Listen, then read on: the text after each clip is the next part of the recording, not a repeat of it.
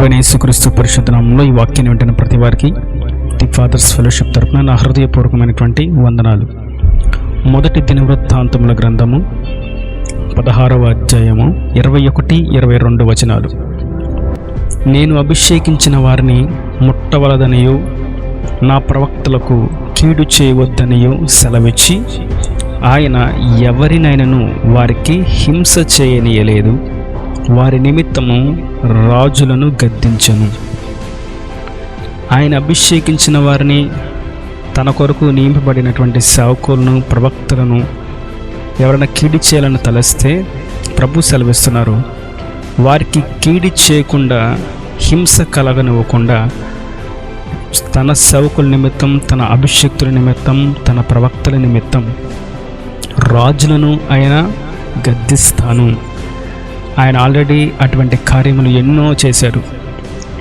ప్రవక్తలు, అభిషేక్తులు అనగా కేవలం దేవుని సేవ చేయడం మటుకు కాదు, కానీ పరిశుద్ధాత్మతో నింపబడిన ప్రతివారు, ఆత్మ నడిపింపులో నడిపించబడే ప్రతివారు అభిషేక్తులే. క్రొత్త నిబంధనలో ప్రతివారు అభిషేక్తులుగా మార్చబడాలి. పాత నిబంధనలో అభిషేక్తులు కొంతమందే.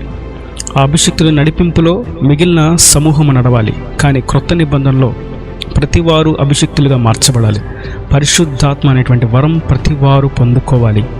అయితే ఆయన ఆత్మతో నింపబడిన వారికి చెప్తున్నారు, ఆయన ఆత్మతో నింపబడిన వారిని ఎవరన్నా ఏమైనా చేయదలిచిన ఎడల, హింస చేయాలనుకున్నా, కీడు చేయాలనుకున్నా, హాని చేయాలనుకున్నా, ఏదైనా చేయాలనుకుంటే నేను వారిని గద్దిస్తాను. ఈవెన్ ఒకవేళ వారు రాజులైనా, అధికారులైనా, ఏ స్థాయిలో ఉన్నా నేను వారిని గద్దిస్తాను అంటున్నాడు.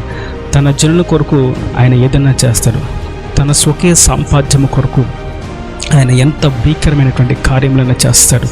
ఎర్ర సముద్రమైనా చూస్తాడు, యోర్దానునైనా చీలుస్తాడు, ఎరుకో గోడనైనా కూలుస్తాడు, కొండనైనా చదును భూమిగా మారుస్తాడు. శత్రులను, రాజ్యాధికారాలను ఆయన మార్చివేస్తాడు. 1-2 ఉదాహరణలు మీకు వివరిస్తాను. ఆదికాండం 20వ అధ్యాయం 3వ వచనం చూస్తే, అబ్రహాము యొక్క భార్యను అబీమెలెకు అనేవాడు. అబ్రహాము భార్య రూపవతి ఉంది అని గుర్తించి తన భార్యను అబీమెలెకు తన ఇంట చేర్చుకున్నాడు. అబ్రహాము గదిలో కూర్చొని ప్రార్థన చేస్తున్నాడు. ఇది నువ్వు చెప్పావు, ఈ మార్గంలో వెళ్ళు, నువ్వు నేను చూపించే మార్గాన్ని నువ్వు బయలుదేరి వెళ్ళు, నేను నిన్ను ఆశీర్వదిస్తాను అని చెప్పావు కదయ్యా అని అబ్రహాం గదిలో ప్రార్థన చేస్తున్నాడు. నీవు చూపించిన మార్గంలోనే వెళ్తున్నాను కదయ్యా. వెళ్తూ ఉంటే ఈ దేశంలోకి రాగానే ఈ దేశపు అధికారి రాజు నా భార్యను తనంట చేర్చుకున్నాడు. నేను ఏదైనా చేద్దామంటే నేను బలహీనుడను, ముసలివాడను, నాకెవరు తోడు లేడు, ఈ లోకంలో నువ్వు తప్ప నాకు ఇంకా ఎవరు లేరు అని గదిలో ఉండి ప్రార్థన చేస్తుంటే అబ్రహాము గుడారంలో సారాయిని ఏదో చేద్దామని అనుకున్నప్పుడు అబీమెలెక్కి దేవుడు స్వప్నంలో మాట్లాడి, అబీమెలెక్, నీ ఇంటనున్నటువంటి స్త్రీ ఒకని భార్య, నీవు ఆమెను తాకిన వేళ నీవు నిశ్చయంగా చస్తావు, జాగ్రత్త అని దేవుడు స్పష్టంగా అబీమెలెకు తెలియపరిచినప్పుడు, అబీమెలెకు తెల్లవారిన తర్వాత అబ్రహాముకు పిలిచి, ఇదిగో నీ భార్య అని అబ్రహాముకు అప్పగించేశాడు. ఎందుకని? అబ్రహాము దేవుని యొక్క ప్రవక్త. అదే మాట మనం 20వ అధ్యాయము 7వ వచనంలో చూస్తాం. అతడు ప్రవక్త, అతడు నీ కొరకు ప్రార్థన చేయను అని దేవుడు అబీమెలెకుతో చెప్తున్నాడు. అతడు ప్రవక్త. తన ప్రవక్తలకు, అభిషేక్తులకు కీడు చేయదలిచిన ఎవరినైనా దేవుడు గద్దిస్తాడు. వారు నాశనం అవ్వాలి, అధోపాతాళానికి వెళ్ళిపోవాలి, నరకానికి పాలవ్వాలి అని ఈ అభిషేక్తులు కానీ ప్రవక్త కానీ కోరుకోరు. ఎందుకంటే వాళ్ళ అభిషేక్తులు రక్షించాలనే కోరుకుంటారు, ప్రవక్తలు దేవుని వాక్యాన్ని వివరించాలనే కోరుకుంటారు, నాశనాన్ని కోరుకోరు. దేవుడు కూడా అదే కోరుకుంటున్నాడు. వారు నశించిపోవడం నా చిత్తం కాదు, అందరూ అంతటా మారు మనసు పొందాలి, అవకాశం ఇద్దాం, మీరు అలా చేయకూడదు అని ఆయన తెలియపరుస్తాడు. తన సేవకుల ద్వారా బయలుపరుస్తాడు, ఆయన స్వప్నం ద్వారా కూడా బయలుపరిచాడు. తను గద్దిస్తాడు, అంతే చెప్తాడు. ఆయనను వారి మాట విననోళ్ళక ముందుకు వెళ్ళినట్లయితే ఆనాడు బిలాము సంగతే జరుగుద్ది.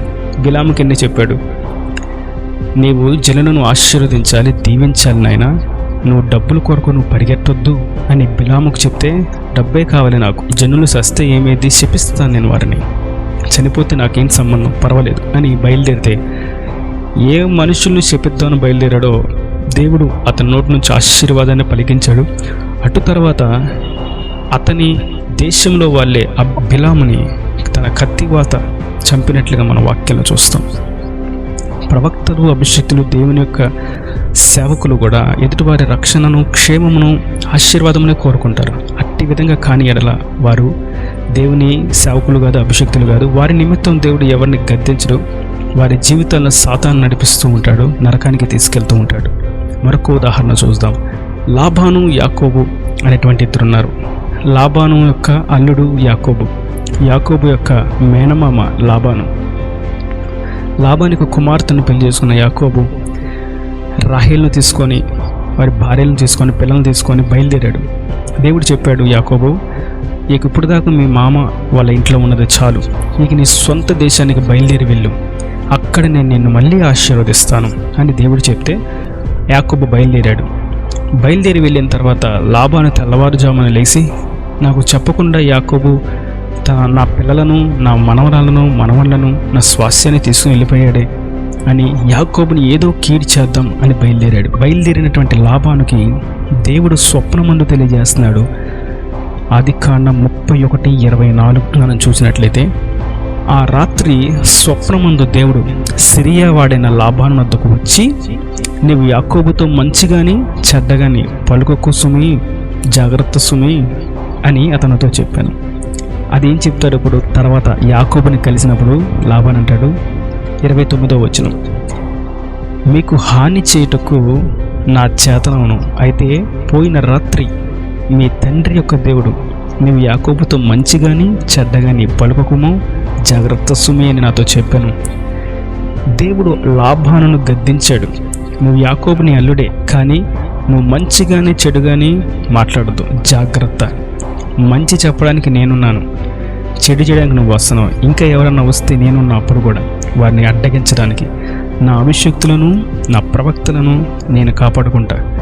నా నిమిత్తం నా మాట విని అడుగు వేసే ప్రతి వారిని నేను కాపాడుతా. నేడు మనం ఆయన ఆత్మతో నింపబడి ఆయన అభిషేక్తులుగా మార్చబడ్డామా? ఆయన చెప్పిన మార్గంలోనే మనం వెళ్తున్నామా? ఆయన చిత్తానుసారంగా మనం పని చేస్తున్నామా అంటే గుర్తుపెట్టుకోండి ప్రియులారా, మీకు ఎవరి చేతనైనను హాని, హింస దేవుడు కలగనివ్వడు. మీ నిమిత్తం రాజులను గద్దిస్తాడు, రాజ్యాంగాలను మారుస్తాడు, అధికారులను కిందకు గద్దె దించుతాడు. ఆయన అట్టి భీకరమైన కార్యములు జరిగించుటకు తన జనుల పక్షాన గొప్పవాడు, భీకరుడు, గంభీరుడు, శక్తిమంతుడు. కనుక ఆయన ఆత్మతో నింపబడదాం. ఆయన మార్గంలోనూ అబ్రహాము నడిచినట్లుగా, యాకోబు నడిచినట్లుగా ప్రతిదీ ఆయన చిత్తానుసారంగా మనం అడుగు వేస్తూ ప్రయాణం కొనసాగిద్దాం. ఆయన నిత్యరాజ్యానికి మనం వారసులమగుదాం. ఈయన దేవుని మాటలు ప్రతి మన హృదయంలో నీరు కట్టి ఫలింప చేయను గాక. ఆమేన్. God bless you.